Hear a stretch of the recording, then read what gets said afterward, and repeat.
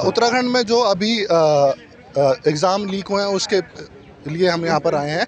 जैसे कि हर साल उत्तराखंड में एग्ज़ाम होते हैं और उसमें अभी रिसेंटली भीम आर्मी को लोगों से द्वारा पता चला गया है कि वो एग्ज़ाम लीक हो गया और ये मनुवादियों द्वारा कि बहुजन समाज के लोग ना पढ़ सकें, इसीलिए अपने लोगों को, जैसे कि आप जानते होंगे कि अभी कोविड में भी 2 साल तक कोई सारी परीक्षा रद्द कर दी गई थी। स्टिल जो आईएएस के पेपर हुए हैं और उसके बाद आईएएस अधिकारी लोग लगाए हैं और सारे जितने भी लोग लगाए हैं वो जनरल कैटेगरी के लोग लगाए गए। तो ये सीधा सीधा प्रोपेगेंडा है एक इस तरीके का, जिसमें कि मनुवादी लोग बहुजन समाज के लोगों को पढ़ने नहीं देना चाहते।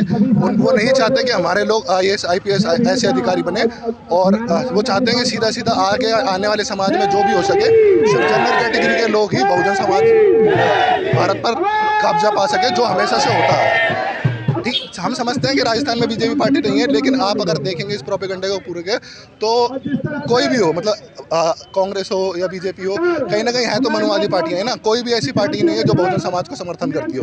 कि आप देखें जैसे कि अभी जो कांड हुआ था वो पानी के ऊपर, जो राजस्थान का कांड था, ठीक है ना। तो कितने कांड ऐसे हैं जो कांग्रेस सरकार में होते हैं और समय समय पर ऐसे कांड होते हुए आए हैं, चाहे वो पानी पीने के ऊपर हो, चाहे दलितों को मंदिर जाने से रोका जाना हो, चाहे वो शिक्षा से रोका जाना हो।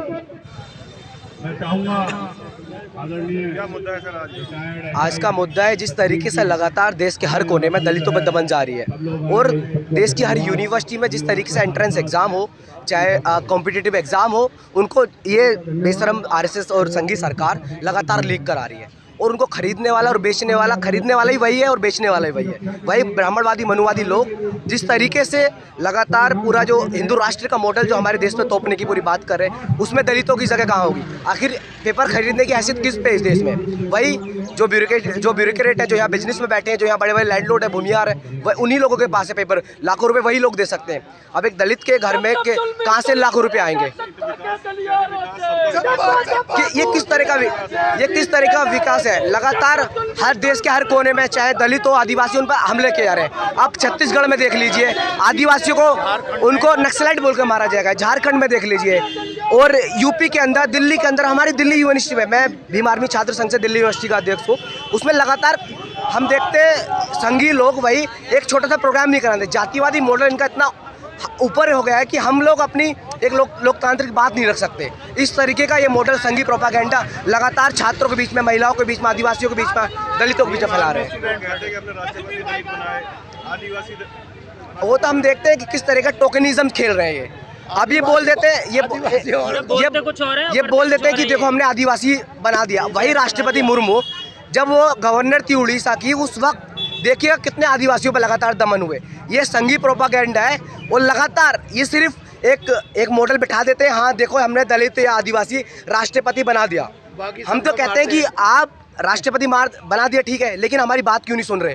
आज जब हम लोग सड़कों पे लगातार डंडे खा रहे हैं, लगातार हमारे विश्वविद्यालयों से निकाला जा रहा है, हमारे पेपर लीक कराए जा रहे हैं, तब आप लोग कहाँ हो? हमारा डायरेक्ट सवाल इस संघी सरकार और बीजेपी सरकार से है। हर चीज से कहीं भी जाते हैं तो सबसे पहले नाम पूछा जाता है, पूरा नाम क्या है? 2024 का चुनाव नजदीक है और बीजेपी ने कहा है कि 400 दिन का अभी समय दिया है।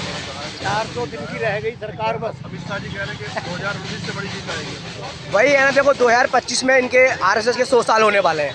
ये किस तरीके से पूरा एक कॉलेज बाई कॉलेज घुस के, यूनिवर्सिटी बाई यूनिवर्सिटी, क्योंकि इनका सबसे बड़ा हर चीज़ तो प्राइवेटाइज कर रहे हैं, हर चीज़ तो बेच रहे हैं। अब एनईपी ला के शिक्षा को बेच रहे हैं। एनईपी ऐसा मॉडल है जो पूरा शिक्षा को बेच के रख देगा, एकदम ख़त्म कर रहा है। तो इनका जो 2025 का मॉडल है, जो 2024 में सांसदीय इलेक्शन होंगे और 2025 में आरएसएस के 100 साल हो रहे हैं, लगातार किस तरीके से अपने प्रोपेगेंडा को तेज करते हुए यूनिवर्सिटी, गाँव में, देहात में, शहर में घुस के ये लोग एक नासूर की तरह बनते जा रहे हैं। किस तरीके, एक डीमक की तरह पूरे देश को अंदर ही अंदर खोखला करते जा रहे हैं। उत्तराखंड सरकार में जो हमारे स्टूडेंट्स के पेपर्स लीक हुए हैं, वो उसके लिए इस बिहाफ पर हम इस प्रोटेस्ट के लिए हम यहाँ पर आए हैं, जो कि बहुत गलत है। क्योंकि गरीब आदमी का, इंसान का बच्चा बड़ी मेहनत से आरक्षण लेकर पढ़ता है और उस आरक्षण को लेकर भी आप लोग जानते हैं देश में कितने ही प्रॉब्लम्स क्रिएट करते हैं पॉलिटिशियंस, जो कि गलत राजनीति करते हैं, जो कि गलत है। बच्चों को पढ़ने देना चाहिए और जिस तरीके से पढ़ाया जाता है उसी तरीके से होना चाहिए।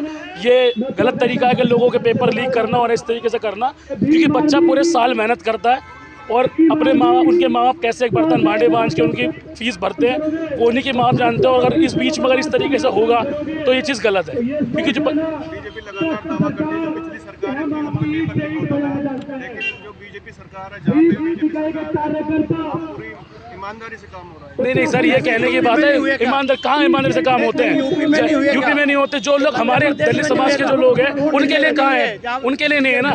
उन लोगों के लिए अगर हो जाए तो हमें कोई प्रॉब्लम ही नहीं है। हर जगह दलित ही मरता है, मंदिरों में जाने से दलित के बच्चों को मारा जाता है, शिक्षा से उसमें विरोध करा जाता है, तो हर जगह दलित का बच्चा क्यों मरता है? बीजेपी सरकार काम करे तो सभी के लिए करे ना, हमारे लिए तो कोई काम नहीं हो रहा। एसएससी के तो ये चीज़ गलत है। हर जगह एसएससी के पेपर लीक हो रहे, कितने साल से लड़के बैठे हुए, सारे जितने भी नवयुवक हैं उनकी सारी की सारी कैरियर तबाह कर दिया इन लोगों ने। और तबाह किसने कर दिया? जो बैठे हुए हैं अंदर, जो ऊपर वाले लोगों के शय पे बैठते हैं, सेक्रेटरी और इनके नीचे के लोग कर क्या रहे हैं। हर एक स्टेट में देख लो आप, यूपी में और इसमें राजस्थान में पायलट ने क्या कहा, अरे तिजोरी में बंद होते हैं पेपर, फिर भी कैसे लीक हो जाते हैं? ऐसे लीक हो जाते हैं कि अपने लोगों को फायदा पहुंचाते हैं लोग जो बैठे हुए हैं। चुनाव आता है तो यहाँ पैर पकड़ते हैं जनता के आकर के, हमारे पैर पकड़ते हैं, जो कुछ कहोगे ऐसे कमर में हाथ डालते हैं। और चुनाव चला जाता है तो ये लोग सुनते भी नहीं है, हमें झंडा लेके आना पड़ता है यहाँ पे।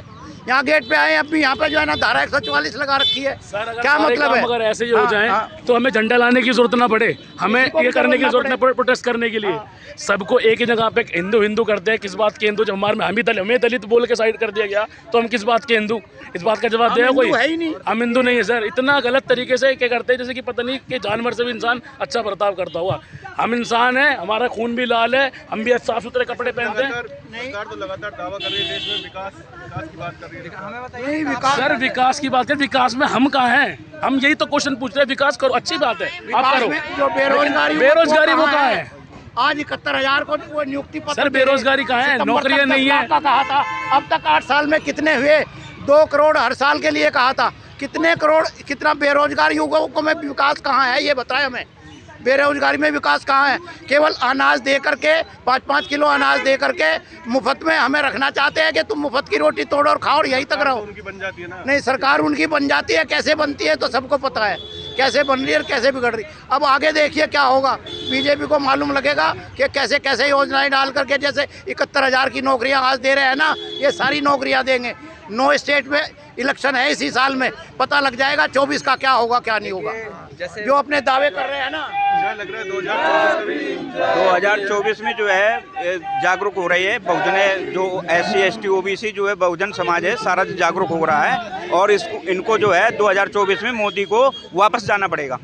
और इसमें जो है इस बार जो है मोदी जी असंभव है आना। 19 से बड़ी जीत मिलने वाली है। ना ये तो सब जो है इनका विज्ञापन है। जो गोदी मीडिया बैठा है वो विज्ञापन करता है और कुछ नहीं है। जो हमारा सोशल मीडिया है वो अगर जनता देखती है तो वो उसका वो करते हैं। हाँ, वो EVM के बदौलत वो जीत जाएँ, हेरा फेरी से वो बात अलग है, लेकिन जो है असंभव है। नेहा सिंह, MRP दिल्ली प्रदेश सचिव। नेहा जी, आज के प्रोटेस्ट के बारे में तो लोगों से बात की है जी, लेकिन महिलाओं को लेकर काफी चर्चा देश में हो रही है। महिला पहलवान भी जंतर मंतर में बैठी हुई जी हैं। महिला पहलवान भी बैठी हैं, महिलाएं भी हैं, हमारे स्टूडेंट्स में महिलाएं भी होती हैं, बेटियां। और महिला सुरक्षा इस दिल्ली में या पूरे देश में कहीं भी नहीं है, मानवता भी नहीं है यहाँ पे। जो भी हमने कंझावला का केस दिया, एसिड अटैक सभी हुए या नवादा में, कैसे हमने सब देखा कि महिला सुरक्षा भी नहीं है, महिला रोजगार भी नहीं है, तो महिला सशक्तिकरण कहाँ से होगा? हर कोई मोमोज की शॉप खोलकर या कॉस्मेटिक्स ज्वेलरीज की शॉप खोल के नहीं बैठ सकता ना। और वो भी जब हमने पढ़ाई की है तो हम ये काम क्यों करें? क्या हमारी सरकार नहीं है जो हमें नौकरी प्रोवाइड कर सके? उसमें भी आप पेपर लीक करवा रहे हो। इतनी मेहनत से कोचिंग इंस्टीट्यूट्स इतने पैकेजेस लेते हैं, लाख रुपए के पैकेजेस होते हैं, टीचर्स होते हैं, इतना गाइडेंस करते हैं, इतना सब कुछ होता है। माँ बाप सोचते हैं कि हम आज दलित हैं, गरीब हैं, बच्चे हमने हमारे सही रोजगार मिल जाए, सरकारी नौकरी मिल जाए, उसमें भी आप पेपर लीक करवा रहे हो। और उसमें भी हमें नौकरी नहीं मिल रही, उसमें भी आप आरक्षण भी खत्म कर रहे हो। समाज में बदलाव क्रांति से ही आता है और हम क्रांति सड़कों पे निकले। हमारे जवान, हमारे भाई, ये जो स्टूडेंट फेडरेशन है, युवा ही होते हैं देश को बनाने वाले, वही आगे नेता बनते हैं, मंत्री बनते हैं। और हमें अपने इस देश को बनाना है। और दिल्ली सरकार, मैं बोल रही हूँ, महिला आयोग भी है, सब चीज़ है, हर राज्य का महिला आयोग भी होता है, लेकिन वो क्या महिलाओं के लिए कर रहे हैं? जो अध्यक्ष है उन्हीं के साथ छेड़छाड़ हो गई है, बताइए। स्वाति मालीवाल जी बताओ, उनके साथ छेड़छाड़ हो गई, ये तो बहुत ही मतलब इसको क्या बोल सकते हैं हम कि महिला आयोग की जो वो है उनके साथ जब छेड़छाड़ हो गई तो कहाँ सुरक्षित है फिर? कौन सी मांग को लेके आए हैं? कौन सी मांग को यहाँ पे लेके आए हैं? जी, मांग हमारी ये है कि सरकार को थोड़ा सा सख्त होना चाहिए और जो ये पेपर वगैरह लीक करते हैं, ये हमारे जो युवा छात्र हैं इनका भविष्य खराब होता है। तो मैं तो सरकार से ये अनुरोध करना चाहूँगा कि सरकार अपना जो रुख है वो सख्त करे।